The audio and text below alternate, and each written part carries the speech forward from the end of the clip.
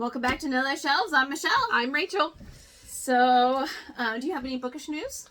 No. Okay, read more books. That's the bookish news of the day. So I've only read one other book besides the podcast book, and it was called The... It's a manga, so you know. Long titles. It was really longer. I just kind of shortened it, so it's fine. Easygoing Territorial Defense by the Optimistic Lord, Volume 1. It's an isekai, so I'm into that right now, and that's a lot of the manga, so I'm here for it. So, Okay. I'm ready to get into the podcast. I didn't read anything because we decided to do 3 500-page books in a row. Yeah, I don't know why we did that to ourselves, and didn't realize that until I read this one. I'm like, oh yeah, this one's 500 pages too. Rachel hates me. No, I'm just kidding. I was like, oh, okay. This is going to take longer than expected. Yes. So we read Witchcraft for the Wayward Girls by Grady Hendrix, and I have to look at the title every single time because it's long. I do too, and it has too many W's in it. Like, you know, the Witchcraft is important. Yeah. It's like It's a tongue twister to me, I guess. The Southern Book Club's Guide to Slaying Vampires is the actual title, and I never... At one of his other books. Yeah, no, I gotcha. And I always get out... It's always Southern vampires. I just think he likes to make it into a tongue twister for you. Yeah. That's kind of how I feel about him. Okay, so is there anything you want to talk about before the book, or you want to just get into it? Let's just get into it, and then we'll roll with our thoughts. Okay. Going forward. Sounds good. Okay, so, this book is a little different. It's not like a modern book. It is supposed to be set in the 1970s. Mostly in Florida. Yes. So we have so it opens up with a 15-year-old girl named Neva. And her and her father are driving down from Alabama.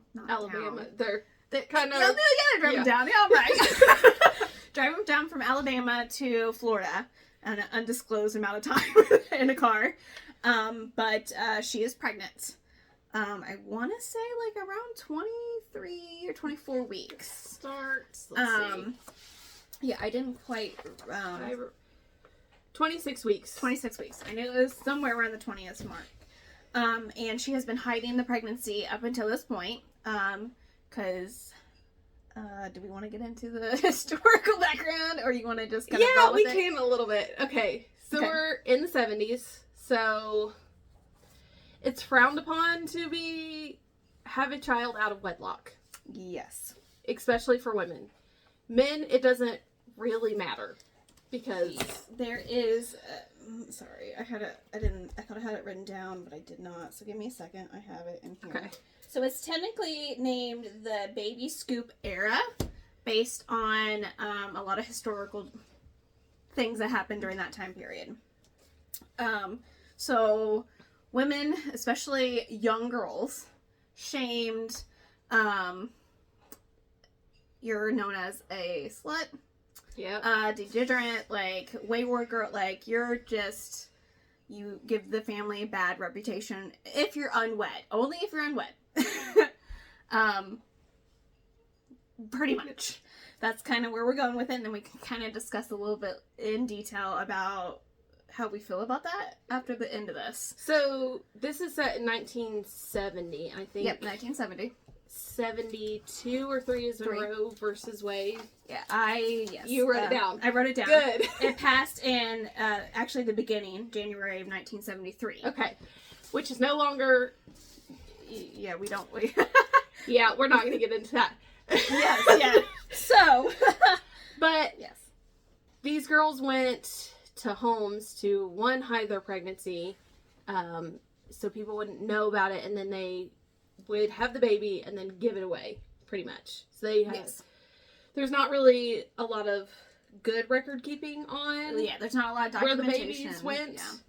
And who the actual mom was of these babies, so yeah, so you kind of get a good insight, I feel like, of how a woman in the maternity homes, or whatever you want to call them, a lot of people call them maternity homes, because it sounds a lot better than everything else. Yeah. So, yeah. So, okay.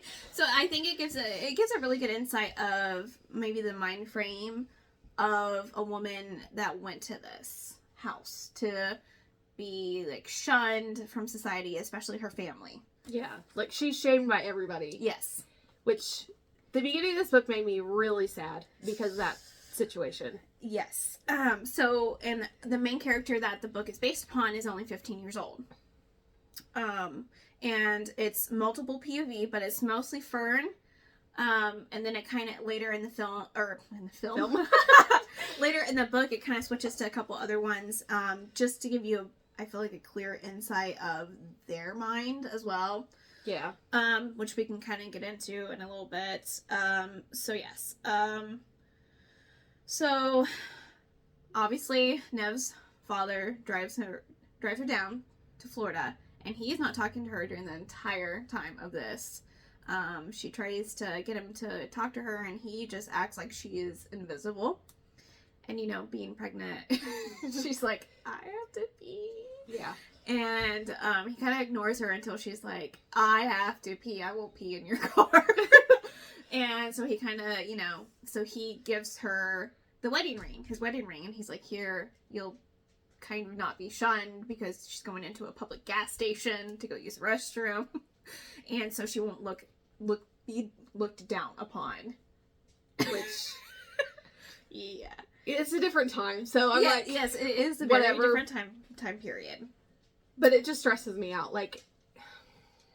Because she's just so sad, and she doesn't really know why everybody hates her. And she's not the only one that got her into this situation. Yes. There's two people that got her into this. Yes. Yep. And we don't ever find out the name of the dad. His name is Guy. Yeah. His name is Guy. Just to add more to the layer of the shame, I feel like. So she's been hiding this as much as can, like, you know, wear baggy clothes, wearing really, like, bindings, girdles, I think is what she said. Which I have no idea what a girdle is, to be honest with you. I probably could. I believe it's kind of like shapewear. Okay, that makes a little bit more sense. So they get down to Florida, and they get to a house in the middle of the woods that is really, there's like a whole bunch of, it's really well hidden. Yes. For reasons, because it is a home for unwed women. Unwed mothers, I believe is what it's... Yeah, unwed mothers. So the person that runs the home, her name is Miss Wellwood.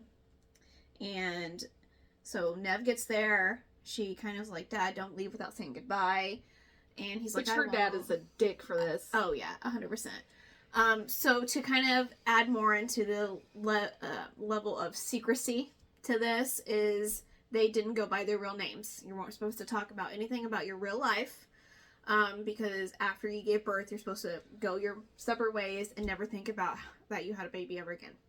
That is the mindset. It's not how that works. No, it's not. So, Nev is her name. We will not be referring to her at that point. Moving on. Her name is Fern at this point on, because in the home, all the women, or girls, I should say, not women, girls, because they're all under the age of 18.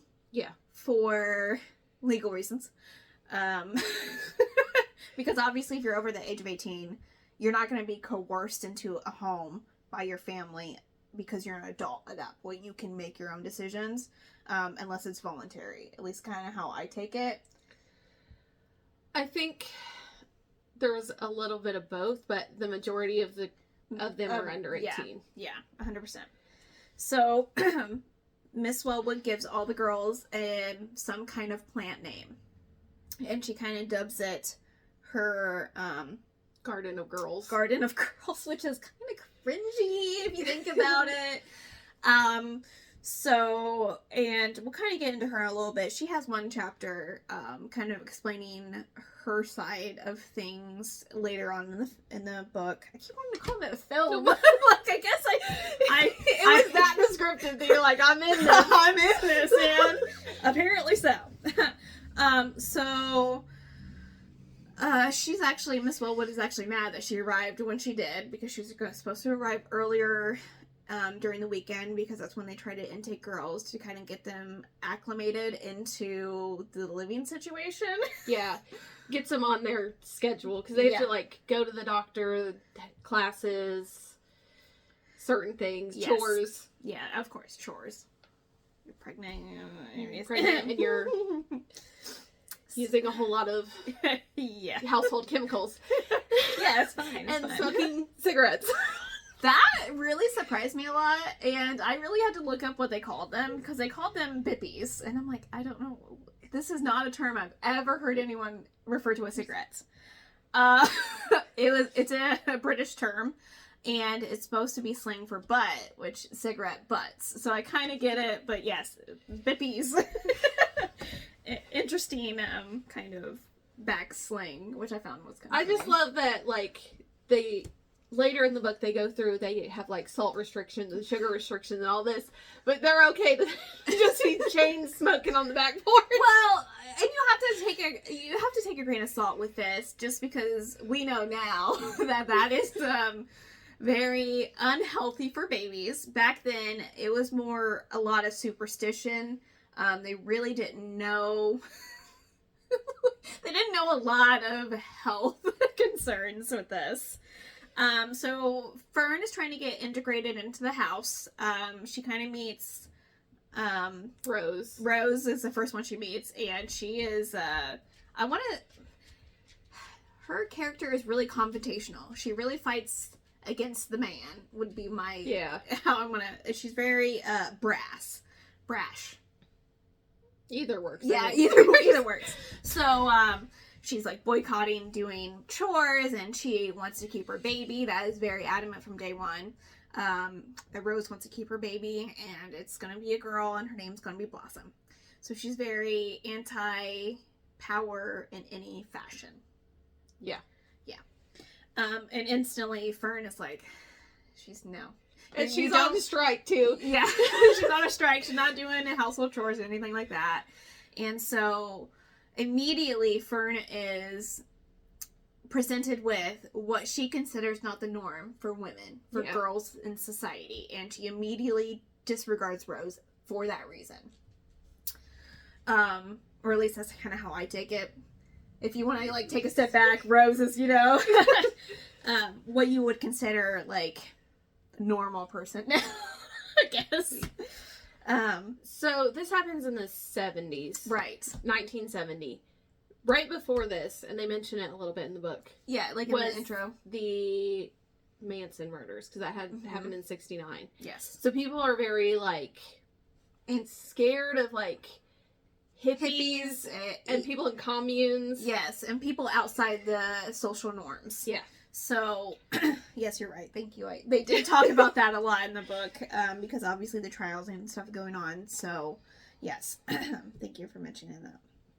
So, Fern kind of struggles because it's middle of the week. She doesn't really know the routine, doesn't really know where to go, what to do.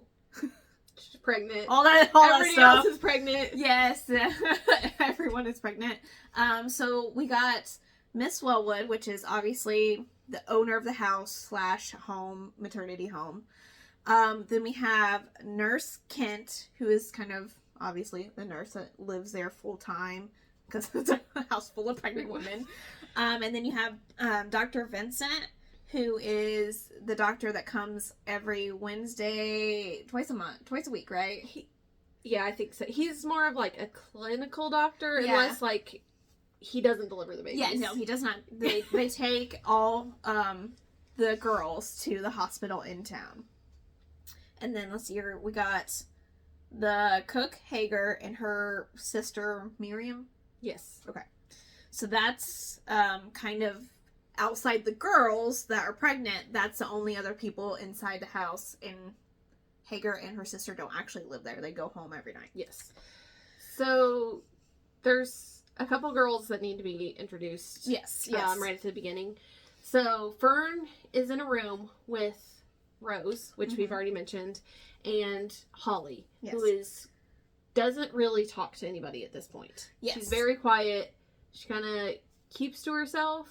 Yes, and I want to say she's like the youngest girl there. I think she's like 14. She's 14, and I want to say she's the youngest. Obviously, it doesn't give the age to every girl that lives there. But in the circle, she's the youngest out of the friend group that we're going to introduce. So, yes. Continue, sorry. So, at this point, it's just Holly, Rose, and Fern in that room. Yes. And then there's a bunch of other girls that are kind of important, but not really. It's important to the story moving forward, but not necessarily to the story of the main character that we're following. Yes. So this is where we kind of see from Fern's point of view the isolation, the obvious scorn from everyone besides the other pregnant women there.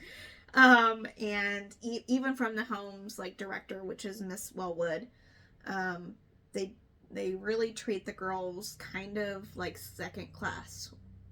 Yeah. They kind of blame them, and they're like, they're loose women. Yes. They put themselves in this predicament, even though it takes two to make a child. I know. And, oh shoot, there is one other person, but I don't think she lives there. Miss Diana Keller? Does she live there? No, but she is the social worker. Yeah, she's the social worker that comes and coerces these girls to give up their babies. Yeah, that's the best way to put it. Yeah. And obviously, Fern is one of the girls that wants to get rid of the baby, wants everything to go back to normal when she goes home. And a lot of girls have that mindset where this is just a blip in the road. They'll go back to their normal lives. So it doesn't take a lot of convincing for some of these girls. Rose and a couple other really do want to keep their kid. Rose is the only one in the friend group that the main character hangs out with that only wants to keep her kid. Yes. Also, I don't think a lot of the girls in the beginning, like, they're pregnant and they know kind of like what that means, but they don't get the, like, where their mind is going to be when they have the kid. Okay. Like, yes, they want to, like, get rid of the kid at this point, but, like, when they have the kid, that changes. Yes. And we'll kind of get into that, because Rose is the first one out of the friend group that gives birth. So we'll kind of get into that situation. Okay. Rose definitely wants to keep her Rose is child. Very, very wants to, to take her kid home. And so basically Fern kind of grows a bond with her, I want to say roommates, basically. Yeah. And kind of getting acclimated into the house. And, Salt is just really hot commodity here in the Bippies, okay? We really need those Bippies. We really need to smoke while pregnant.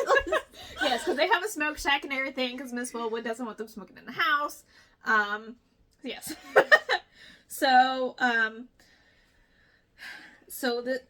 They form a bond. She's kind of going over, I want to say, this is Rose's first experience with a doctor that doesn't care about her well-being in mind. Well, he cares, but at the same time he doesn't. Like, he's just kind of doing his job, and he doesn't have good bedside manners. Yes. So that was her first experience, because she did have checkups with her pediatrician while she was still living in Alabama. But this is kind of like the first experience she's had with, I want to say, getting a vaginal examination. Yes. The stirrups, and she doesn't really understand what's going on. He's not really explaining anything. And so this is where we kind of see, at least from my perspective, that they don't have a say in anything they get to do. From like this point on, you don't really have free will. You don't really get told what you're doing. You just do it. Yeah. Also, like, from Fern's perspective, and I'm almost positive Holly's perspective, they don't really know what giving birth means. Yes. They're not allowed to. Yeah. They weren't taught how baby comes into the world. Yes. And then you have the horror stories like, oh, I heard someone gave birth and, you know, they screamed so loud they tore their mouth and all this other stuff. And it's just like that level of uncertainty that you get while you don't really understand what's going on. You don't really know what's telling you what's going on, and you don't really know what it is to actually give birth. Yes. And what that entails. Which is sad on so many levels. 100%. So then a new girl arrives, unless I'm missing anything else in between. I think before this, Fern sees one of the other girls basically give birth in the bathroom. Oh, God. I tried to, like, block that out of my mind, I mean, but it's okay. This is our horror pick. That's true. Yes. It was Myrtle, I believe. Yes. Maybe. I believe it was. Yes. So Fern has to pee 24/7. Yeah. The baby is unfortunately laying right on her bladder. So in the middle of the night, she gets up to pee, and she hears somebody in the bathroom, and it's one of the other girls. It's like school bathrooms where you have the stalls and everything. It's not like a typical house bathroom. Yeah. Kind of get it set up in your mind, because I was thinking, like, why is there more bathrooms? Is there toilets? Like, so it's kind of like a stall situation, like you would in a high school or anything like that. So she goes in, she, like, hears her, I think she pees before she checks on Myrtle. Which, I mean, fair enough, you know, like, you gotta take care of your own needs first. So she goes to check on her, and there's blood everywhere. Yeah, she's standing in blood, and that's when she finally realizes, like, what the fuck is going on. And Myrtle has bit through her lip. Ooh, that would have hurt. And I picture it, and it is very descriptive, but she is basically hovering over the toilet. Yeah. to you know. Well, I thought that she had a miscarriage. Oh, yeah, no. No. I was like, oh no, one of the girls is having a miscarriage in the bathroom. Yeah, no. And when they go into this 2-week right before they're supposed to be due, they're off, like, any kind of household duties. You take it easy because, you know, they want the child to be healthy when it's born. Yeah. Because they are giving up for adoption. Like, this is a money scheme, okay? And so she is in the mindset where she doesn't want to do that. You know, kind of like Rose, where I think she wanted to keep. Well, I think Myrtle was the girl that was like, I'm not pregnant. This is not happening. Like, she was in denial. Yeah, so she just decided to give birth because it was just gas or whatever she wanted to think about it. And then, of course, Fern sees the baby come out and is traumatized and screams. And I think she actually pees herself again. I mean, you gotta clean it up anyways, the blood and everything. And so, obviously, the nurse comes, and then they take her and the baby, get checked out. And then we're to the point where the newest girl arrives. So, you have girls kind of going to the hospital, coming back for, like, a short recovery time. Yes. And then going back home. And then you always also have new girls coming in. So it's just a rotating door of new girls. Yeah. And every capacity here. And so the newest girl arrives, and her name is Zinnia. Yes, Zinnia. And she is the home's, I don't want to say first, so like black resident, but it is the only one currently. Yeah. Besides Hagar, who is the cook. And her sister. Yeah. So, of course, Miss Wellwood is really leaning into the 1970s mindset here. So she's like, well, you can go in the attic. Because there's a... Well, they didn't have any rooms available. Like, they didn't have beds to go in the attic. Yeah. And Rose was it like... could be a lot of things. Yeah, Rose was like, no, I'll take the attic. Yes. So, Zinnia is in Rose's place now. Yes. With Fern and Holly. Yes. And so those 4 girls still form a really close bond, as close as you can with Rose. So then, we kind of, the whole first, I want to say 20% of the book is built up to the lifestyle, Yes. the background, how they were treated, like the ostracize of them, and so that's just to try to get you into, this is the world you like based on the book. Yes. Okay. So then we kind of get to the library. Yeah, so Zinnia and Fern love to read. Yes. And they've read through all of the Reader's Digest edited books, yeah. everything. So they're like, the bookmobile's coming. I think it only comes like every 2 weeks or something like that. Yes. And bookmobiles used to be common. I wish we had bookmobiles. I would love this. Yes. But they were like traveling kind of libraries. Yes. Pretty much. Yes. So, bookmobile's coming, so they're like, okay, we're gonna form this plan. We all get something good. Love this. I love this part, because they are like, okay, we got a conspiracy together. Okay, you get this book, well, you get this. Because we can only get one book. Yes, you can only get one book per person, and I think it's the nurse, isn't it? The nurse has to monitor what you get. So it's very limited, so if that tells you anything, they monitor everything these girls do. Yeah. So yes, they form this, like, get a good book. You're like, all of us have got to get something different that none of us have read. Yes. That's good. And Rose is just like, no, fight the power. But they kind of like trick her into it, because Zinnia's like, will you give me a book? And she's like, yeah, it's just hilarious how they kind of trick her into doing things based on her point of views. So, yes, they go to the mobile library, who is run by Miss Parcel? Parse. At least I got all the names right with that one. So she kind of gives recommendations, and they're only allowed on, the van's only allowed to be on property for so long.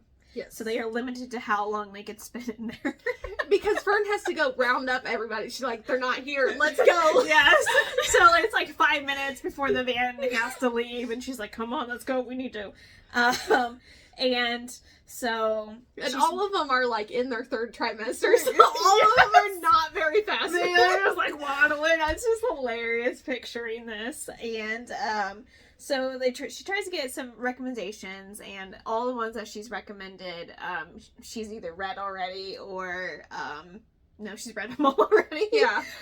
And she was kind of looking for something book-wise that had to do about babies or delivering babies in some aspect. And of course, Nurse is like, no, you can't get this book. You can't get that book. Which doesn't make sense, because I would think they would want them to prepare for what is to come. They don't. But they're like, they want them in the dark, 100%. Yeah. And so, Miss Parse, is like, okay, I think I got a book. So she searches around and everything. And she gives her the book that pivots the whole entire book from this point on. Yes. And you want to say the name of it? It's How to Be a Groovy Witch. Yes. She also gives her The Wizard of Sea. I just want to point that out. Which I think she's already read before anyway. Yeah. Which, okay. Because Ursula K. Le Guin, here we go. So she has to hide the Witchcraft book, because obviously that is not one the nurse would be like, yeah, sure, you could do that. So she's kind of looking at the book and not really understanding a lot of the terminology or words in it, basically. And it's a really thin book to start with. And it's a foxy lady on the cover. I'm sorry. We'll get into that story a little bit, because I think it's hilarious. Okay. Zinnia is having really bad morning sickness. Like, I'm talking about name anything, she cannot smell it. Especially Pine Sol. Yeah, and Lysol. But I think it's Pine Sol, yes. And there are reasons for that. The power of Pine Sol. Yeah! So basically anything lemonade, which is half the cleaning products in this time period. I just want to point that out. It's half the cleaning products now. I mean, who doesn't love lemon? Besides a pregnant woman that doesn't like the smell of lemon. So, Fern finds a spell in the book to transfer Zinnia's morning sickness. Yeah. So they decide to do that to Dr. Vincent because they don't like him. To be fair, he brought it on himself. Oh, 100%. Because he treated them like second-class citizens anyways because they were loose, they were degenerate, just the mindset back then. And so they have to get kitchen duty to get all the stuff they need. They need an egg and some other herbs and stuff. And so they do this spell. And so you still have Fern, you have Holly, and then you have Rose, and then they're performing it on Zinnia. Zinnia, sorry. And so they perform the spell, and they have to get some of Dr. Vincent's hair. And so they do some weird over her belly with the egg, and it turns, the egg turns black. And purple, Okay, so something obviously is happening. And so basically they use the book to make Dr. Vincent feel like they do. So they are successful, and Zinnia doesn't have any morning sickness from this point forward. And Dr. Vincent kind of goes away for a little bit because he has this weird stomach bug. Wonder why. So then after that, they feel a little power rush. Yeah. They feel empowered. They we can do something. We can fight back. So they attempt to try to perform other spells, but then they can't seem to understand. Yeah, they have no idea what any of it is saying. No. They're not calling upon the corners. Yes. And so they're like, okay, well, we gotta talk to the librarian when she comes back, Miss Parcay. And so this is where, I think it's a little bit after that, where Zinnia is like, I don't really think witchcraft is for me, guys. This is kind of getting a little bit confusing, and It's a little much. Yes. So she kind of takes a step back from the witchcraft piece of this. But you still have Fern, Holly, and Rose. Still Interested, kind of. Yes, but they can't seem to figure out the book. So they're like, well, we have a plan. So they get to kind of know each other a little bit better. And this is where Holly kind of opens up. Right? Yes. Right before they talk to Miss Parcay again. So Holly is like, I want to fight back. I don't want this. And she kind of tells the reason why. And this is probably the hardest point in the book. Yeah. Because she's 14, mind you. And she stopped speaking because whoever she spoke to didn't believe her. And her family basically told everybody that she was slow. Pretty much. Yes. And to not believe anything she said. She's a liar. All the things to make any adult not want to believe in her. So we find out that Holly, from the age of 8 on, was molested by her reverend from her church. And that's who she is pregnant by. Yes. And to make matters worse, he is going to adopt her baby with his wife. Let that sink in a little bit. Because once Holly starts talking about it, the wife knows. She even helped the girls, period, or plural, help them get dressed for her husband. Okay. So they're all like, oh, fuck, no. We're going to do everything we can to save you. Yes, we're going to keep you, we're going to come up with get you a plan. away from the reverend, and your baby's not going to the reverend. Because Holly is afraid that the Reverend is going to molest her child, like he when did she her. turns 18 or 8. Yeah, which Fair.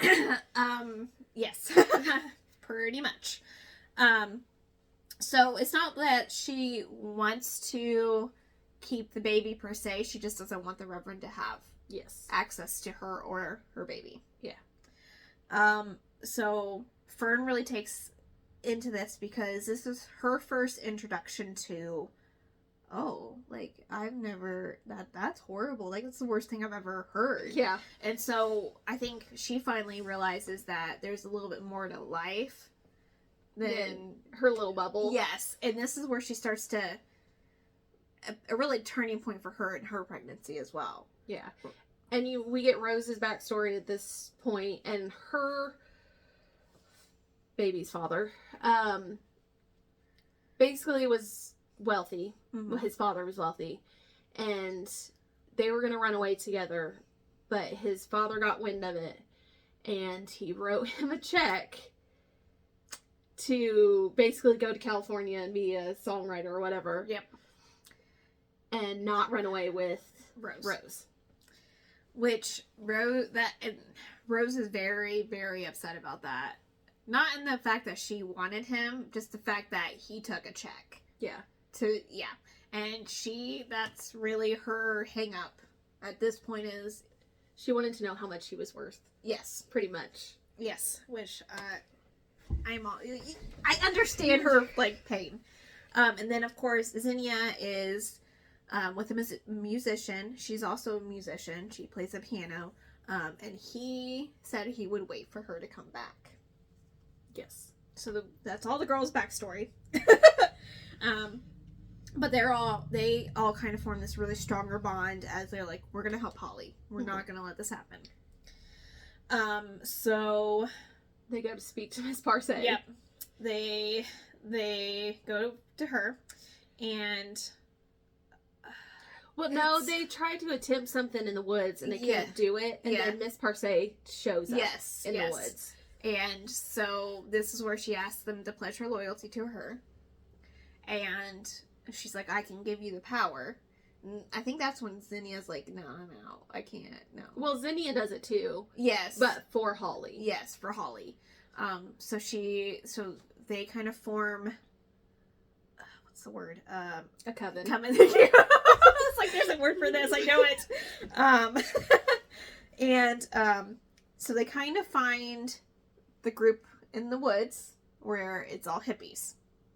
And obviously with in this coven thing, so to do magic, you have to use blood and pain. Yes. And each of the girls is one of the 4 corners, so fire, water, air, earth, I think is... Rose is definitely fire. She is definitely fire. Zinnia's water, I know for sure, and then the other 2 I don't know. I think Holly is earth, and then wind is Zinnia. No, Zinnia's water for sure. Zinnia's water. Okay. So Fern would have to be wind. Yes. I should have wrote that down, but yes. So Miss Parcay kind of makes them promise to be loyal to her, and they go through this whole sky-clad, which is naked, dance around fire. Yes. So they sign their names in Miss Parcay's book, basically. Yeah, pretty much.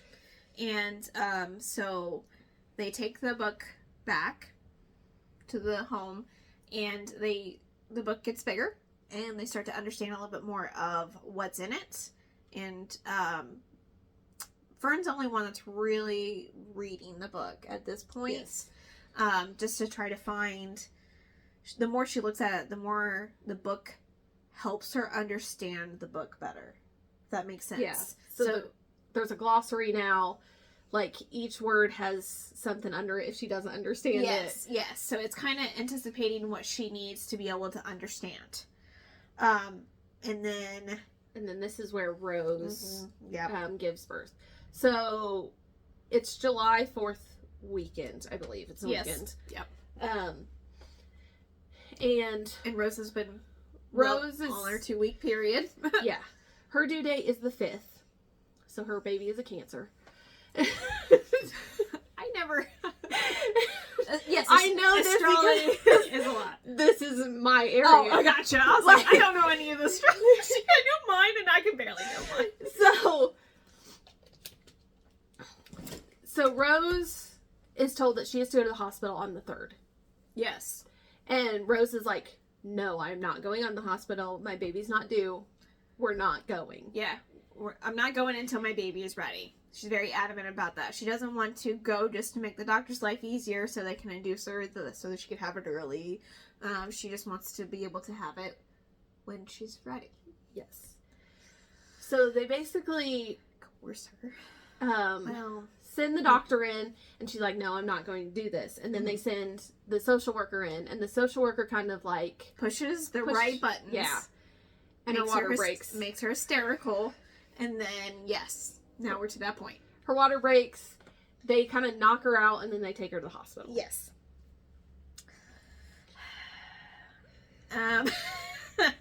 Yeah, that's how this is played here. Okay. Yeah. So Rose goes to the hospital.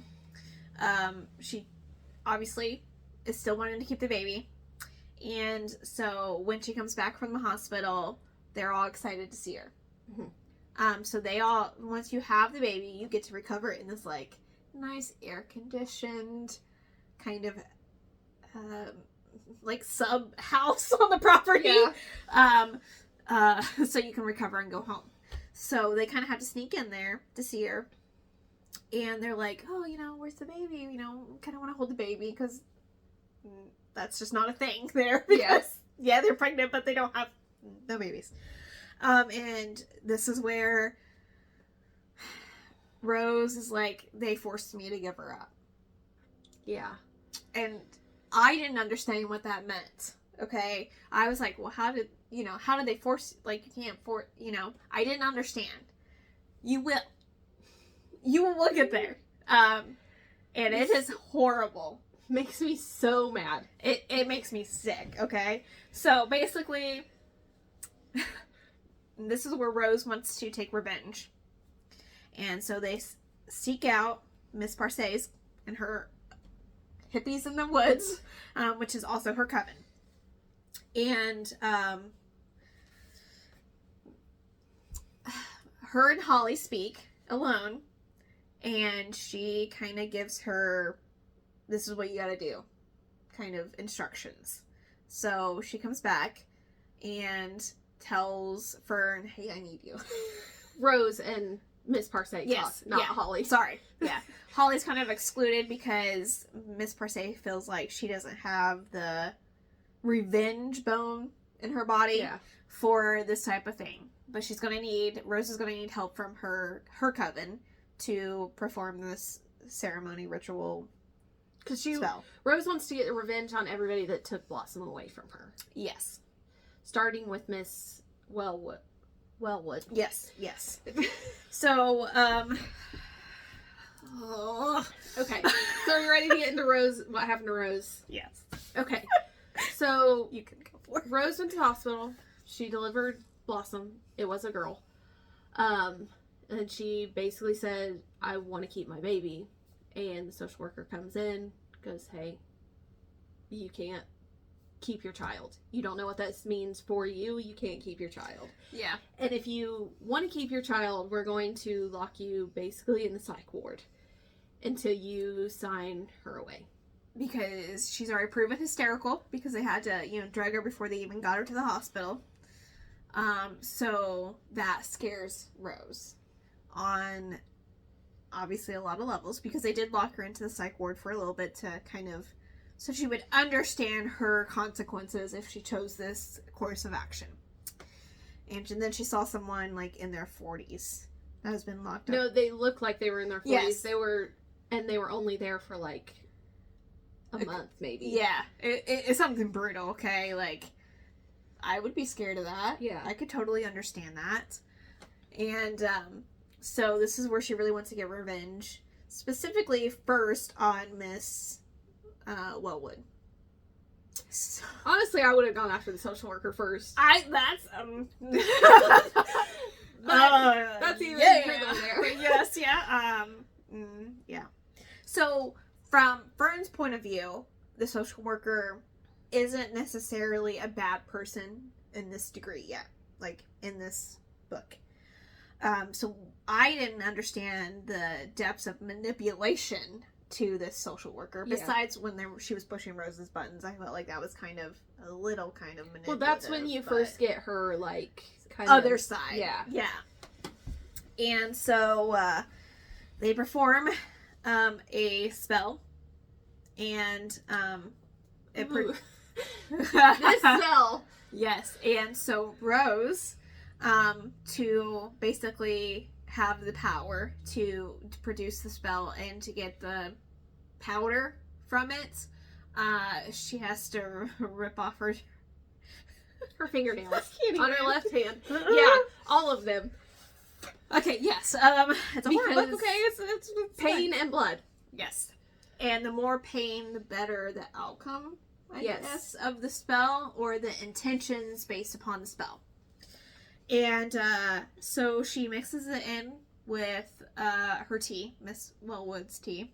The first part. Yes, and then 14 days later, on the 22nd of July, the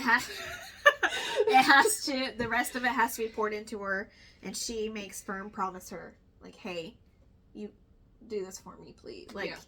And so because she's leaving, obviously her time has run out of the house, and so she's going to go back to her original life. Yeah. And then so tells her, like, don't do that. Yeah, you're poisoning somebody. Let's not do that. Like, you're gonna kill her because they don't know what's gonna happen. And Xenia is the only one out of the friend group that's like, I don't think she's telling everything. Like, it's sus, you know? Yeah. She's like, don't trust the witches. I think they're probably lying to you. Yes. And so Fern has to struggle with, is she gonna do it? Is she not? But she follows through. She's a good friend. And gives Miss Wellwood the rest of the powder. And she gets sick and has to stay away from the house for a little bit. And then this is when we start to get other POVs. Yeah, I think this was the first time we get Hager's point of view, who's the cook. And she's like, something isn't right. It's like, Miss Wellwood doesn't act like this. Yes, like something's amiss, especially with all the little bit of things going on. And so she kind of goes over to her house, and Miss Wellwood is very, it's fine, I'm fine, it's fine, go away. Yes. No lights on, which is really strange. And so Hager's like, okay, something ain't right. So she bursts in, and she sees Miss Wellwood pregnant. Miss Wellwood's in her 50s? Late 50s? Yes. And you don't just mysteriously get pregnant after, like, a week. Like, I'm full blown, like, she's about to have babies, okay? And so she's like, this isn't right. But they go, her and her sister go straight to work, help her, and then it kind of switches to Mrs. Wellwood's point of view. Yeah. And the fact that it was her dad's home, and he was the one that was running it, and he was very disappointed that he didn't have any sons. Yes. And was like, well, she can't take over, you know, she's not gonna, she doesn't have the man, you know, she's not a man, basically. And all these years, this was her trying to prove her dad wrong. That she could run a successful business, basically. Baby farm. Yes. And prove her dad wrong. And also, we get kind of a flashback where she was in this situation too. Yep. Where she was basically sent away to have a baby, and then it was given up, and she never knew her son because it happened to be a boy. Yes. And this is where so basically Miss Wellwood gives birth to a ton of eels. Yeah. Gross. A very descriptive birth scene of eels. So, you got that to look forward to, guys. So yes, and so Fern thinks that she's found the perfect solution for Holly's situation. That Miss Parse can take her with the group of hippies and make sure that she can not go back to her home, basically. Yeah. And so she asked Fern asked Miss Parse, hey, will you take Holly? And she's like, I'll take you. But she's like, Holly isn't ready. She hasn't proven herself. Yes. And so she's like, this is where you kind of see that Miss Parse is getting sickly. And she's like, well, if Holly can make it rain. Because it's really hot now. Yeah, it's like it's drought, basically. Late July, early August in Florida. Yes, and so everyone is miserable. I would hate to be doing this. And the author does a really good job of, like, hot women being pregnant. I mean, you can only imagine a lot of baby powder, a lot of chafing, like, it is miserable, okay? A lot of being sticky and gross. Yeah. So they try to perform the rain spell, and they'll take Holly if they can. However, before they can complete it fully. Yes, and Hagar interrupts them. Right before Holly was about to cut her tongue open. By the way. Okay, anyways. And so Hagar leads him back to the kitchen, and it was like, this is witchcraft. We're not doing witchcraft. We're going to get rid of this witchcraft. Nope. So she kind of, and of course Zinnia's there. I don't know if she's told on them or not. I think it's supposed to be insinuated that she did, because she's waiting on them to come back. So Hagar kind of...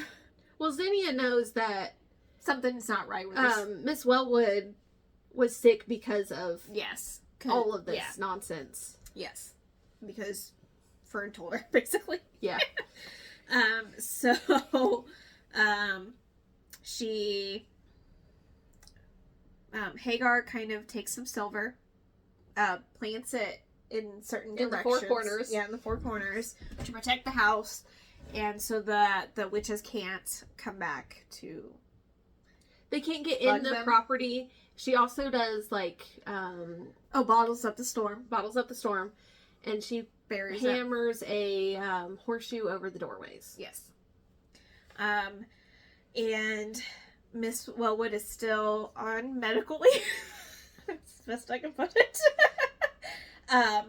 And Hagar gives them, the girls, pouches full of whatever.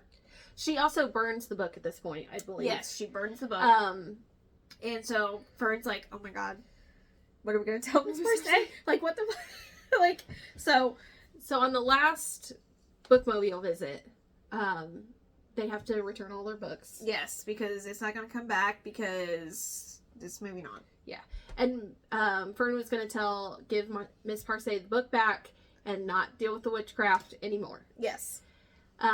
Hagar burned the book. So when they went to return all the books, they had all of the books except for How to Be a Groovy Witch. Mm-hmm. And Miss Parse is very upset because it was one of a kind. Right. Yeah. I mean, it was her grimoire, basically. Yeah. And it can't be recreated. She's also sick, so she needs somebody to take her place in the coven. In the line, yes. Because in their coven, they have witch lines inhabiting their bodies. I guess is the best way to describe it. Yeah, it's like centuries worth of knowledge passed down from each generation. Yes. And that's what she wants to pass on. Yeah. So she has the knowledge of Hecate. Yes. Hecate, however you want to say it. I want to say Hecate. And she doesn't want that to be lost. Yes. So she's like, Fern, you have to take make over. good on your bargain. Yes. Pretty much. You promised to follow me, and I need you. And Fern's like, no, I'm not going to do that. And that wasn't really my name, so you don't. Yes. Yes. So, that's when Hagar gives the pouches to the girls, because they're, at this point, about to give birth, in and out of the house. And... Well, before that, the witches kind of, like, come for the girl. Well, they do the rain of stones. The rain of stones, yes. On the girls, because they can't get into the property.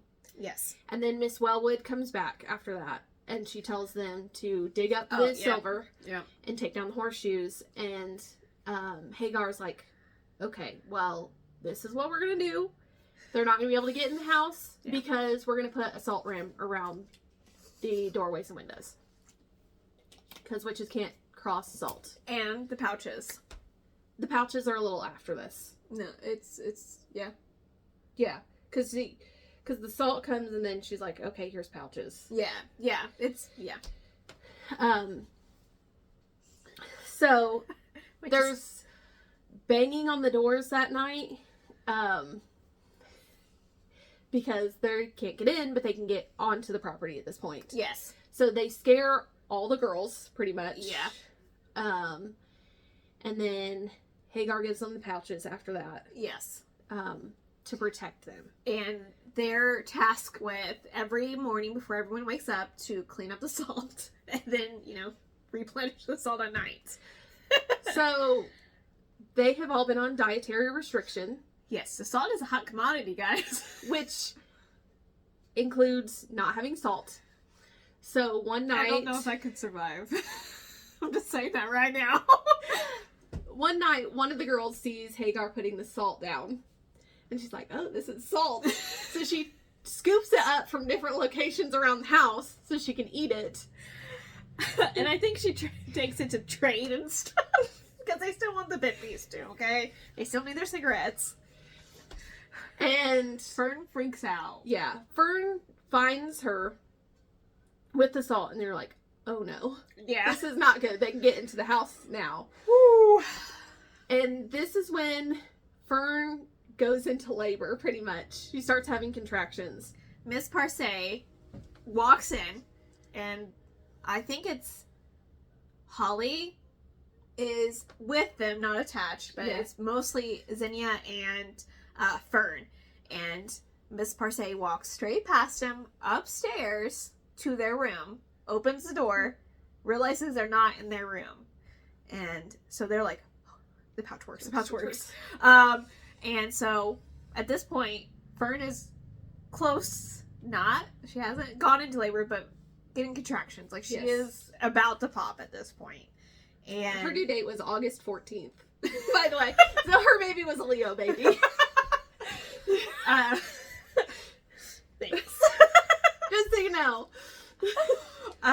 So, Miss Parcay figures out that they're still in the house. And was like, you can't hide from me forever. And alludes to, like, you're about to give birth. You can have all this knowledge, and you won't be alone while you give birth. Which is kind of enticing for someone that doesn't really know what she's about to get into. Yeah. But, yes. Holly actually kind of went behind stuff and then went upstairs to get the nurse. Because that was the only way to save the girls from Miss Parcay at that time. And also, Fern needed to go to the hospital. Yeah, that too. Yes. And then so, she goes to the hospital. They have to take a taxi because Miss Wellwood still can't drive at this point. So she goes to the hospital. Gives her name, Jane Doe. Because you don't want to have... Yes, you don't want any records. And once they realize at the hospital, or at least the staff realize that she's a Jane Doe. Did I say John Doe? You said Jane. Okay, Jane Doe. So they kind of treat her as a... throwaway, kind of. Yeah, like, okay, well, you're here. We'll put you here. We'll, come They to put you. her in a room by herself.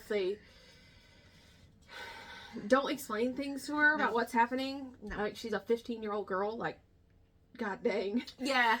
So that, yes. So imagine not really having any knowledge of why you're in the hospital. Well, she knows why you're in the hospital. She's pregnant, but not understanding what's going to happen. She's in pain. She's uncomfortable. They told her that she wouldn't feel anything. And so basically, they strip her naked, get her in a gown, and toss the pouch away. And she's like, I need this pouch. Yeah. Miss Parcay comes, and she's like, are you sure you don't want this knowledge? Are you sure you don't want to be alone? And Fern's like, no, I don't want this. Well, they start to do it, and then she's like, no, I don't want this. Yes, because she gets really freaked out because she's losing herself. Where she has all this knowledge, all this weird language that she doesn't understand coming into her brain, and she's like, I'm not gonna be me. I'm gonna lose myself. And that she doesn't want that, period. And so she makes enough racket where the nurse comes in, and so Miss Parcay kind of just fades back into the corner like some fucking creeper. And her birth is one of the longest. Her and Holly's are like pages long. This is yes. like whole chapters. And they won't give you anything for the pain until you're a certain far along. Until you're so many centimeters dilated. And so it's really painful, really uncomfortable, and she's, having that fear of Miss Parcay, kind of, so she gets the pouch, she holds on to it for dear life, sweats through it, like, woo! And then it kind of switches to the last POV besides Fern, and it kind of goes through the doctor, and he is basically in between her legs, giving birth, basically, and he kind of goes the medical side of what's happening, I think, the reader's point of view. Like, I think it's less for our point of view, and just like, we've got to have this birth scene in here. Yeah, and Fern's not going to be helped because she doesn't know what's going on. She doesn't understand and she's going to be out of it. So I think that it was kind of like a flip side of, yes, we're still in there with Fern, but it's the doctor's point of view, and he mentions that he does what they call the husband stitch, which is almost illegal at this point. Well, who knows at this point with everything going on, but it's basically where she tore a little bit. They do an extra to make it tight, extra like stitching to make it look like she doesn't tear. They cut her so that it was easier, yes. and then You're right, sewed her back. Yeah, and so it's I have feelings about that. Anyways, I was feelings about a lot of things. So she gives birth, and the social worker's there, Miss Diane Keller, and she's like, I want to see my baby. I want to see my baby. And Diane's like, it's not a good idea. Yeah, she was thinking she was having a boy. Yes. So she named her child Charlie Brown. Yes. Because nobody wanted him. Like, you didn't even want it. Yeah. And she was like, very adamant, I just want to see it. I just want to see it. And they're like, she advises against it, like, which I can see to a certain extent, because it'd make it harder to give your baby away. Surrender, yeah. Because once you've made that connection, yep. Mm-hmm. Would be awful. Yes. And so this is where she finds out that it was a girl, not a boy. And she sees the baby, and they actually do let her see her a couple more times after that while she's still in the hospital recovering. And so she is kind of telling Miss Keller her doubts, like, I kind of want to keep the baby. And Miss Keller's like, are you sure? Like, I have a loving couple lined up. They really want kids, and they can't have kids. It's for the better of the baby. Like, if you, what can you give the baby? Like, I can imagine her just talking down to her and being like, you can only give the baby love. Love is all you need. Yeah. Yeah. No.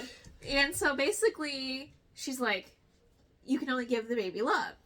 How are you going to feed him? How are you going to do this? How are you going to give it a good life? You're an unwed mother. How can you do this? You can't go back to school with a kid. Like, all these things. That's also going to ruin your life, too, because you can't go back to school. You're basically destitute, because at this point, they would kick you out of school. Yeah, and you can't get a job because obviously you have a baby. So there's a lot of factors. And so she's trying to persuade her really nicely. And then Vern is like, no, I want to. And Miss Keller's like, okay, I need to rethink this, because this is where we kind of see the manipulation like she did with Rose. She's like, okay, well, if you want to keep your baby, we can't force you, even though she's already signed the paperwork when she first got there. Yeah. So she's like, I can't force you to, but if you don't want to give the baby up, you're going to have to pay for the hospital bill. You were in here for quite a long time. It was a really long birth. And then you're going to have to pay for the home that you were in. And she's like, what? No one mentioned this. Like, what do you mean? Like, money? Like, yeah. And because so, she's 15. Yeah. And so she's like, well, how much are we talking about, And Miss Keller's like, well, ballpark, it's going to be about $2,000. And of course, that's a lot of money even back then.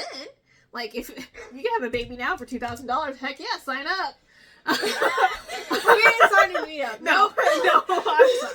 But like that would be a steal nowadays. Yeah. But basically, that's a lot of money, and for a 15-year-old that's still in school, never had a job, like that's like. And this is a birth without complications. Yeah. Too. A birth with complications and a baby that's in a NICU can be up to $1 million. Yes, depending on where you live, 100%. So she's like, okay, well, can I give you an answer in the morning? And she's like, okay. So this is where we kind of see that there was no choice. You didn't have a choice. Yeah. It was all just parlor smokes and mirrors, basically.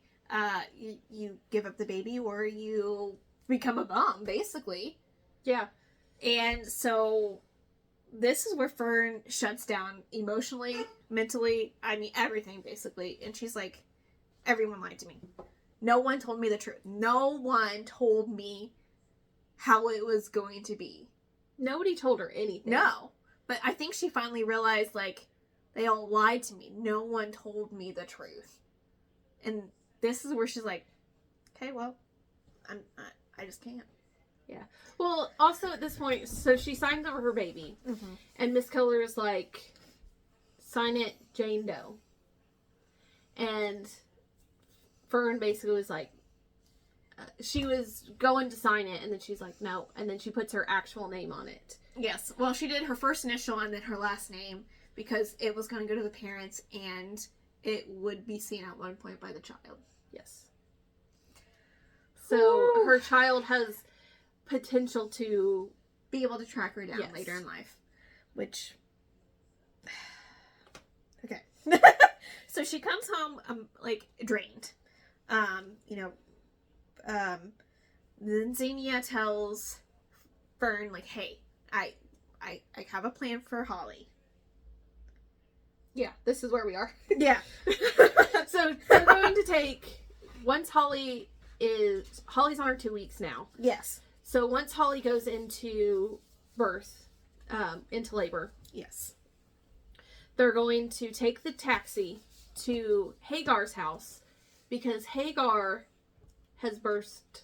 Kind of like a midwife. Yes. Yeah. She's helped people give birth. She's also in the black community. She's a black lady. Yes. Which doesn't really matter, but it does kind of matter in the 70s. Yeah. Hagar would be considered more a doula, because I had to look this up. I'm like, what is the difference between a midwife and a doula? Just because I didn't know for my own, So doula is more non-medical profession that has, delivered babies or helped in the past. Mm-hmm. And then a midwife is actually licensed who can give birth. Help you go through labor. Sorry. And doulas also speak for you and you can't. Yes, like emotionally, yes. Yeah. And so, Xenia needs Fern's help to pull this off. Yes. And Fern's like, I'm done. I don't... Leave me out of it. I'm done. She doesn't want to help. She's done. She just physically, emotionally done. And so this is where we finally meet the Reverend. Because this is the turning point for Fern. Fern is still like, days go by because she had a really, traumatic birth. So she has to take a little bit. She's on a set like 7 days, I think, and before she can go home. Yeah. Or her dad has to drive up and come get her. So she's like on a deadline. She's like, I just want to go home. I just want to go back to normal. And no one explained to her how mentally hard it would be to give up your kid. Yeah. I mean, yeah. Like, just imagining that is like heartbreaking. Oh, no, I know. I get it. Like, this whole situation is heartbreaking. Yes. All of it. So, Fern's just kind of done. And then the pastor comes a little bit before Holly's due because he's getting a little anxious because he really just wants to see Holly. Like, I kind of feel that way. Yeah. Like, he wanted to see Holly pregnant. Like, the queer, yeah. And it just creeped me out because none of the other adoptees' families were meeting the kid, like, meeting anyone. Yeah. So it was just a weird kind of, like, I don't know. It was weird, and I understand why he put it in there, but it was just, like, that just added to a layer of, like, ugh. Well, it gives it to the intensity of, like, we have to get Holly out. Yes. Because this man is not going to stop. Yeah. Regardless. So, she, since she's on recovery, she was able to do light restriction, and so Miss Wayward is like, go get me tea for their guests. And then she sees that it's him, and Holly is just a void of emotion. She has to detach herself because her rapist is sitting, like, literally. And he has, this is what creeped me out, he had his hand on her stomach, and he's like, oh, I was like, oh my god, I'm about to be done. Gross? Gross. Okay? And so Fern sees this, and she's like, I can't live with myself. I can't do this. And so she's like, well, what can I do? Yeah. So the only thing that she can think to do, well, we're not there yet, but she's like, okay, I'll help Xenia. Like, okay, we'll do this. So they get into the taxi after Holly kinda. So after the Reverend leaves, Holly goes upstairs into Rose's room and she won't come out. And Xenia's like, hey, I can't get up these stairs. I cannot do it. Physically cannot get up these stairs. Because I think she was on 2-week warning at this point too.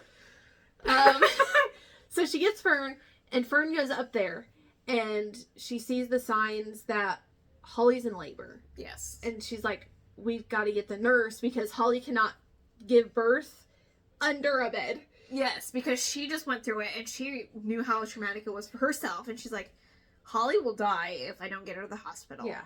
And kind of true. I mean, birthing can be very... Giving traumatic. birth is dangerous. Yes, especially in a time period where you think bibbies are good for pregnancy. So basically, that's the only thing on Fern's mind. Like, Holly will die if she gives birth here. She has to go to the hospital. And Xenia kind of gets help from a couple of other pregnant women and pregnant girls, sorry. And so they have to call a taxi service because Miss Wayward still can't drive. She's still, like, recovering from her ill babies.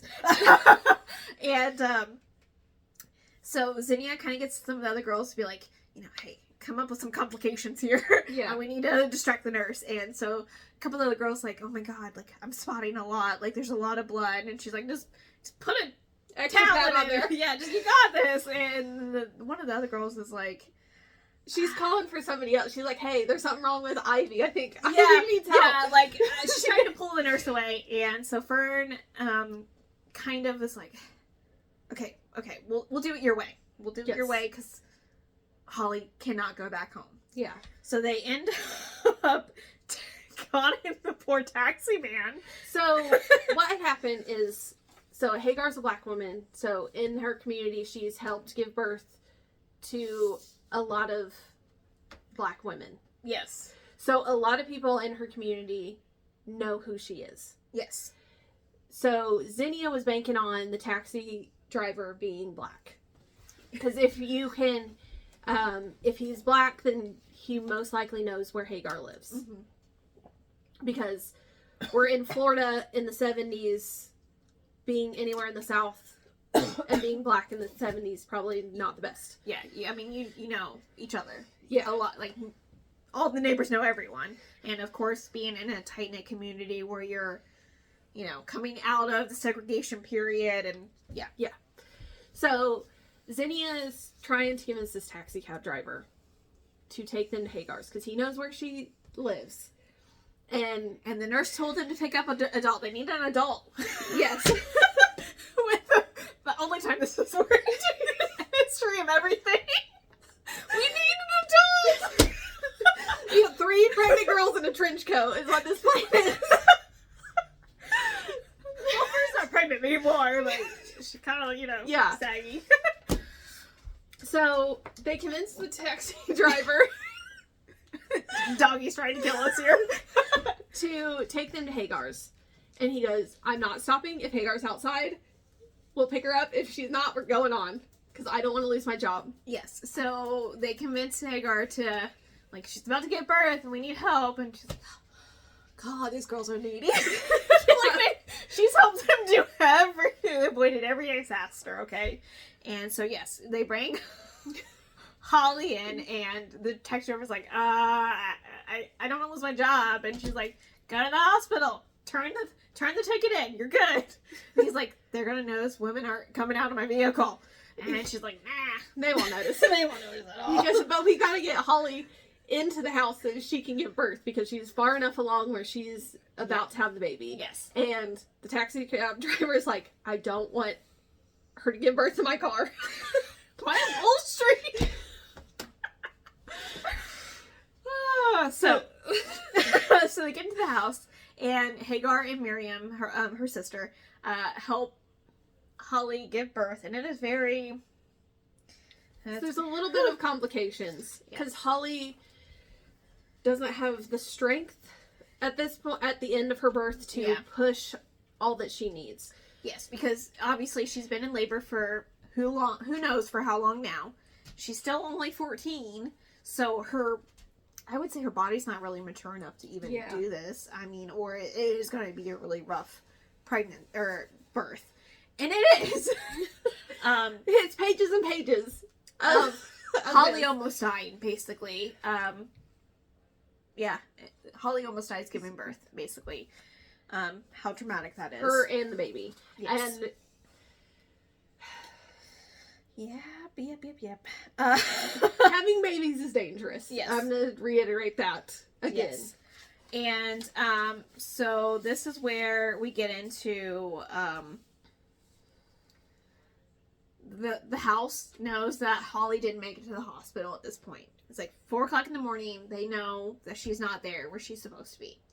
And so obviously they tracked it down, figured it went to Hagar's house by the taxi driver. So Miss Wellwood comes with a policeman, a cruiser, and collects all of them basically. But the girls, not Hagar or her sister. But they do end their employment with her. Yes. Saying, I think it's best we like part ways. And Miss Wellwood is kind of, I don't want to say heartbroken, but is very taken back because they have been employed by them for a while now. Yeah. She also thinks that they're going to come back in the mornings. She's Yeah. like, I'm not worried about this right now. Yeah, well, we go through this about a couple every week. So the cops basically arrest Fern because she is not pregnant anymore, so she doesn't have to go back to the house. Zinnia goes back with Miss Wellwood because they were originally going to split up her and Zinnia because Zinnia is black, so they, under segregation laws, they can't be in the same car. It's the dumbest thing of all time. Yep. yes. So they all end up going back to Miss Wellwood, and they're going to take Fern in the police car downstairs. Downtown. Fingerprint her because, you know, she is a delinquent at this point. Yes. And so she's like, okay, like, before they really hit the road, basically, she's like, oh god, I'm gonna be sick. Like, you better pull over the car. And they're like, this is sus, but okay. What's one woman gonna do? One girl. They get back to Miss Wellwood's, and Holly's baby is given to the Reverend. Yeah. And, Fern sees this, and she's like, no, we gotta stop this. Because this is why we did this all to begin with. Yes, this is why we got into this big old mess with witchcraft. And so she's like, as the police car's driving off, she's like, oh god, guys, I'm gonna be sick. And so they stop the car, and they're like, so she kind of just runs out of the car. And they're like, what's one girl gonna do? Where's she gonna go? And so she decides, looks crazy, by the way, like, disheveled, like, you know. And so she's going for the bottle that Hagar buried on the property, that the storm that Holly and Fern tried to brew for Miss Parcay. And she takes off the pouch at this point in time and tries to dig it up, and they're just like, what the fuck? Well, she digs up the bottle first, and then she realizes it doesn't work because there's not a storm in there with the pouch, so she takes the pouch off, and then she does the spell. Yes. And so she realizes the spell isn't strong enough, which is what they encountered before with Holly. And so she takes, you know, she broke the glass bottle. She takes the part of the glass bottle and takes inspiration from when her dad bit the tip of his tongue off. Yeah. And cuts her tongue. Kind of. Yeah. I'm leaving that up to your imagination. I'm done. And so that kind of the pouch off in play, the big storm that brew, Miss Parcay has arrived with her and her coven. Yeah, coven. So there's like this really big dramatic storm that kind of destroys the whole house. It's basically like a tornado. Hurricane, yeah. Like, everything within the vicinity kind of gets destroyed. Would be, yeah. Yeah. Some people die or very, very injured. The Reverend gets knocked out. A broken shoulder, at least. Yeah. And Fern thought about killing him, but she's like, no, I can't do that. I can't. Yes. Because then she would be like who basically entrapped her in this house. So Miss Parcay comes and tries to take Fern, and they start to summon Hecate. So it's not Hecate, it's another deity. Okay. Hecate is... It's the three-headed goddess. Yeah. But it's not Hecate. Okay. That they summon. They summon someone because Fern doesn't want to go. So Miss Parcay has run out of time. She is dying. And so she's going to treat her like they treated Mags. So Mags is kind of the crazy woman of the group, the coven. They forced her to keep her vow and to keep her bloodline going. Line of witchcraft, not bloodline per se, just the line of witchcraft, and said that they don't like doing that because it's not as powerful, but you gotta do what you gotta do. And you can also go crazy, because Mags is kind of like... Because she has not millions, I would say thousands of voices in her head from the past line, and it kind of made her a little crazy, yes. And so, they're going to take Fern, and Fern's like, no. And Holly's like, I will go in her place. I do not want to go back home. And she ends up having her baby. Well, she takes the baby from the Reverend. Because, he's laying in the grass, shoulder unconscious. And so she's like, take me. And they're like, you're not ready. I need someone now. And Fern has read the book, the book responded to her, so she's like, she has to be our replacement because she's ready. But Fern doesn't want this. And she's like, okay, well, kind of, like, what else are we doing at this point? Like, you know, you can't hide. And this is when Mags kind of steps up and she's like, no. And Miss Persay's like, you know, I'm dying, like, you know, and Mags is like, no, we have time. Holly can be ready. Or at least we can make her ready. Yes. Also, a lot of other Coven members stand up to Miss Parsay and they basically say, we'd rather lose the memories of the past witches than for someone else. Yes. This is really sad, but that's the first time Fern says that she was ever shown any mercy. Let that sink in, okay? Like, that is really powerful. Mm-hmm. Like, oh, okay. So, Holly goes with her baby, with Miss Parsay and the rest of the Coven, and Fern's father picks her up. And that's the last chapter. That's not the epilogue, but yeah, that's kind of and she returns home, and it's like a really awkward car ride home because he's like, okay, well, this is in the past behind us, you know, hey. She also can't talk because she can't really talk. So, like, she got her tongue stitched up and everything, and so he's just like, you know, everything's back to normal, right? Like, we're good, right? No. Glad we're both on the same page there. Definitely not. So the novel kind of ends with, like, future. Is it like 54 years past or something like that? It said like 2,000 and some odd weeks later. So I have to use some conversion. It's like, now your baby's 54. Yes, 54. Yeah. No, she's 54? No, it's 50. Baby is 54 years old 54. this week. Yeah. You're right. So, and then add 15 years on top of that for her age. So basically, Fern grows up to be a doula, which is why I had to look up what the difference between doula and a midwife was. And really powerful because she wanted to give other pregnant girls, women, a voice when she had none.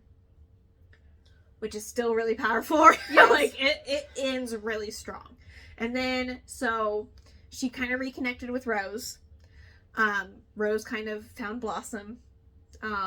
Which I'm happy that Rose and Blossom got connected. Yes. And this last chapter, Fern is debating on whether to reconnect with her daughter. Yeah, who ended up finding her because of the birth certificate. Kind of made that connection. Well, actually, let me reverse that. She reached out because she found the wedding ring. Yes. So when they were in the cab, Fern gave Holly the wedding ring and said, they treat you better if they think you're married. And well, they never made it to the hospital. But Holly had kept that ring. Okay. So that ring mysteriously came into play with her daughter finding it, reading the date, backtracking, found her birth certificate, backtracked a little bit more, and now we're to that point. Yep.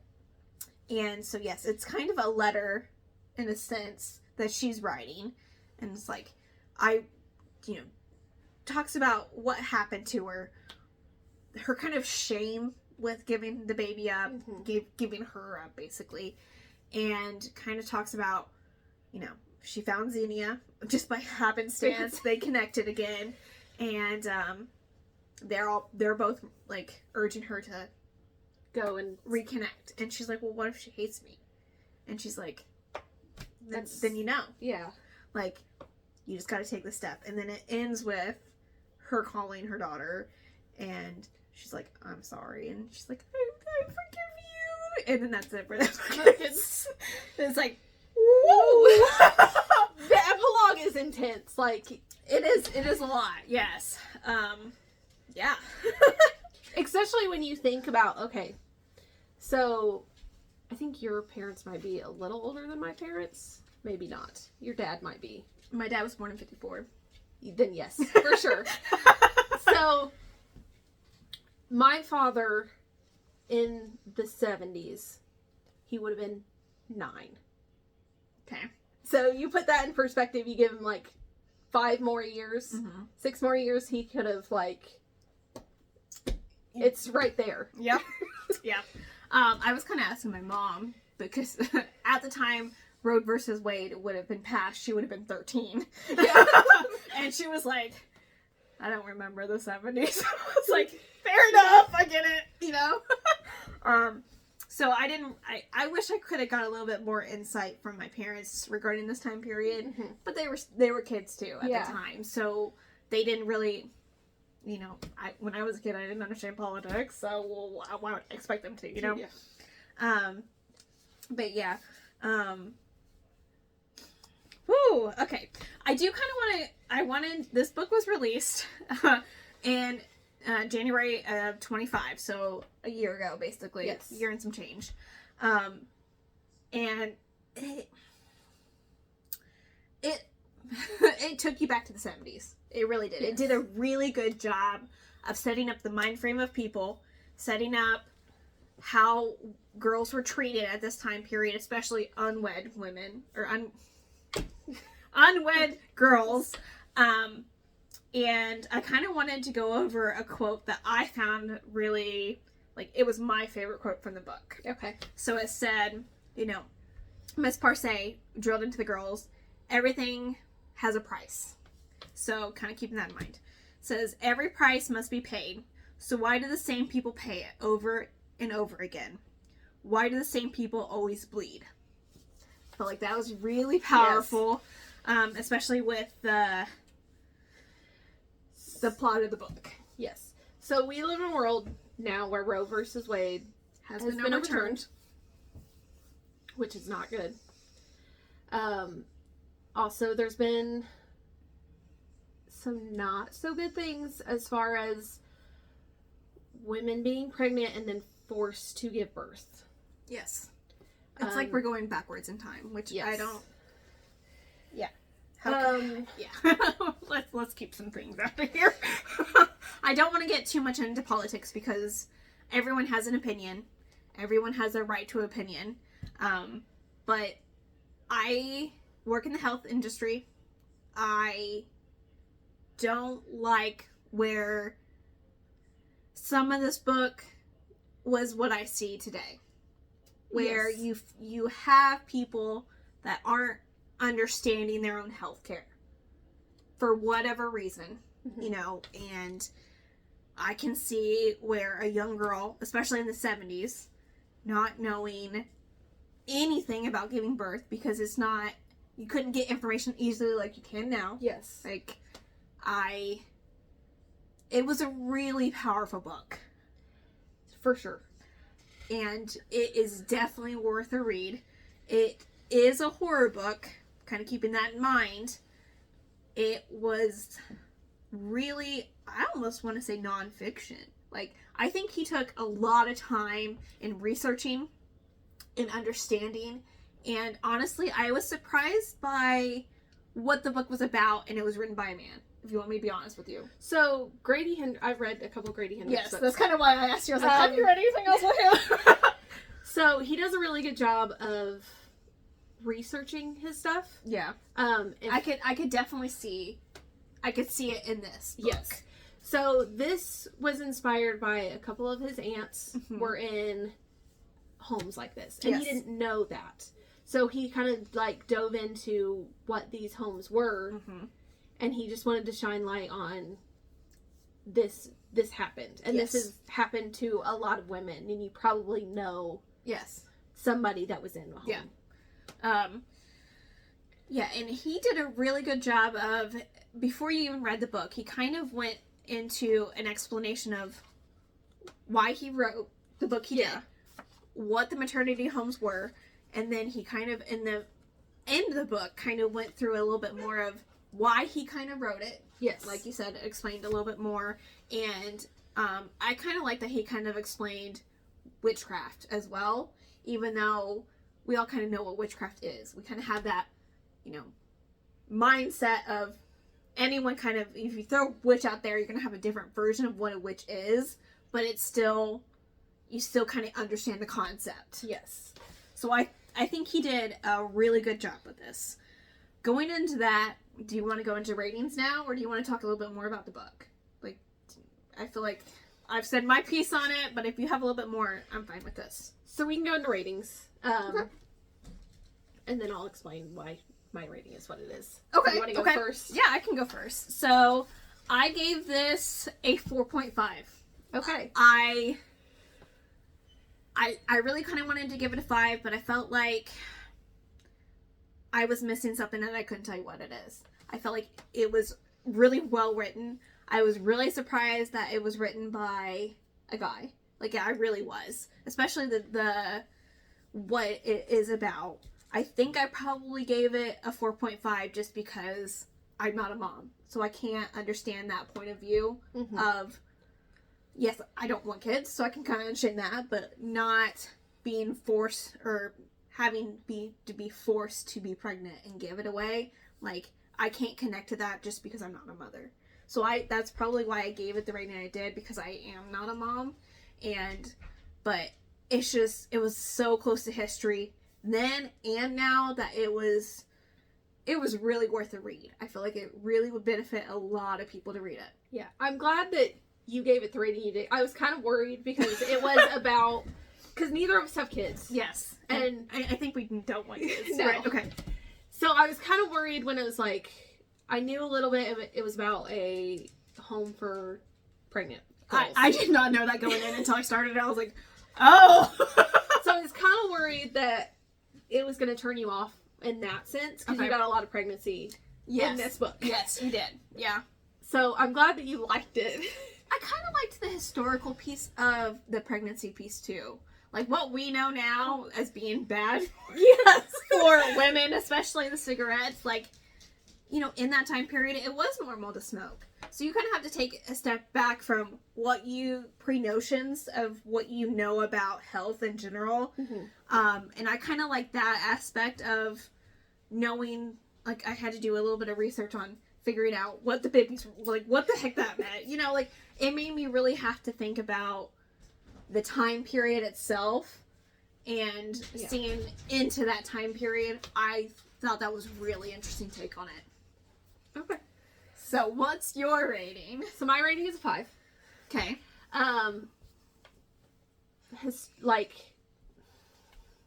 This is basically the craft with pregnant women. You're not wrong. No. But I You're not wrong. The subject in and of itself was important. Yes. Especially when it comes to pregnancy today, because we are going backwards in a lot of ways. Yes. And that's kind of, yes, I agree with you on that aspect. Yeah, I don't know what it is. Yeah, sorry. But I also had, like, a good time with it. Like, when I go into a Grady Hendrix book, I know it's going to be a pretty fun time. Yes. Even if I'm, like, sad through some of it, because a lot of it was very heartbreaking. And it was actually really powerful. Like, it was really powerful. It was a powerful subject, and it kind of ties into what we're dealing with now and what women had to deal with back then as well. Yeah. And I think if you don't know a lot about that piece of history, like, I didn't even know that there was a term for it. Like, I didn't know that this era had a term for women in this scenario. And I did some research because I wanted to know more. It made me want to research the subject. Yeah. Which I think is what was supposed to happen. I think the author did a really good job. This is my first Grady Hendrix novel. And I'm going to have to say it was really well written. Like, yeah. I was pleasantly surprised. And yeah, it's one of my top rated books this is year. why he's an auto-buy author for me, because I know the books are going to be, like, I'm going to enjoy them. Yeah. Even if, like, so Southern Book Club's Guide to Slaying Vampires is not my favorite out of his books. I still had a good time with that. Okay, I got you. So anytime you see anything by him, you're going to pick it up no matter what. Yep. I got you. I also met him because he did a thing in Indy where he talked about ghosts during Christmas time. Oh! Interesting. Okay. So you got a book signed by him? Yes. Okay, I got you. So what was your scary score? I'm gonna go with a 4. Because, listen, the idea of giving birth in and of itself is scary. Yes. And the complications, and with the medical advances we have now versus back then, yes, that's scary. It's a scary thought. well, even now, there can be yes, there can be so many tons of complications. Yeah, you're right. And I think it kind of gives into the fact that even now, some people don't explain what's going on, especially in a situation where you're giving birth. You know what I mean? Like sometimes it's just like, well, we're going to do this now. And women don't have a choice. And it's really powerful for you to know what your rights are. Yes. And it's really powerful for you to have someone that's going to keep your wishes and is going to be by your side no matter the entire time you're in the hospital with that. This is why women's having rights over their own body, regardless of what it is important. Yes. Your decision should be your own. It shouldn't be made by your doctor. Your doctor shouldn't be able to tell you if you have a non-viable pregnancy that you have to sit there and basically die before you can get it taken care of. Yes. I agree with that. I feel like, yeah. Regardless of how you feel about abortions or not, like, you should have rights over your body. Yeah. Like, this book was a real, yeah. It's, it kind of threw me for a loop for where I was going, honestly. Like, but yeah, it is very, it shows, I feel like it shows the importance of having someone speak for you in whatever capacity you need someone there. Yes. You should always have somebody in your corner. Yes. Especially during medical situations. And that's why the main character, Fern, goes into being a doula. Like, that was a very powerful ending for the book. Mm-hmm. And, so the scary score I gave it was a 2. Like, yeah, I don't feel like, I'm gonna take the flip side of this with your argument is, pregnancy is very powerful, but it's also a very natural thing. It can be scary, but I feel like it's really natural. I mean, that's why we're born with the ability to give birth. So I don't view that as scary. I view the time period giving birth is scary in the 70s. And it can be scary now, but I feel like it is a natural thing. Women are supposed to do that, you know? Like, if we weren't supposed to do that, then we wouldn't be having the parts to do that. Yes. I gave it a 2 because of the torture. The self-inflicted torture. That gets me, I can't do it. But I feel like pregnancy can be scary, but to me it's not a horror scary. Yes. Well, also I've had a couple things in my life that's happened trauma-wise. So when things like medical, I totally understand that. It's just, nope. Like, you gotta have somebody with you that... Yes. Yeah. I'll get more into it after the podcast. No, you're fine. No, it's just funny because I look at it completely opposite. I've had some medical issues, and I mean, I've taken a needle in the eyeball. You know what I mean? Like, to me, yeah, it's scary, but at the end of the day, I'm gonna do what I need to do to be able to see. Like that. Yeah. You know what I mean? Like, I don't view that as it's scary, but also the flip side is scarier to me. Yeah. So that's kind of like that's why that's why I always do like torture. I can't. It's not my forte. I will read it. I will not like it, but I you know, it's not a hard stop for me. So I get it. This one went into a little bit deeper conversation than I thought it was. Which is good. Yeah, no, I think it was well deserved and well needed. Okay, so on to lighter subjects here. Hopefully. Yes, hopefully. Are these both 500 pages too? This one's like 500 pages. It's like 450. It's like you hate me or something. Oh, this one's only 400. Woo! Okay. So our next book is our sci-fi pick, and it's The Girl Who Could Move Shit With Her Mind by Jackson Ford. Okay, so then... Long title month. So this is our fantasy pick, and it is The Night and the Moth by Rachel Gilly. Gilly. I'm still gonna screw that up. I apologize in advance. And I think we'll go over our March books next episode. Yes. So, because we're missing one of them, but that's okay. my God, it's fun. No. So, anything else you want to discuss? I don't think so. Okay, read more books, guys. And until next time, bye. Bye.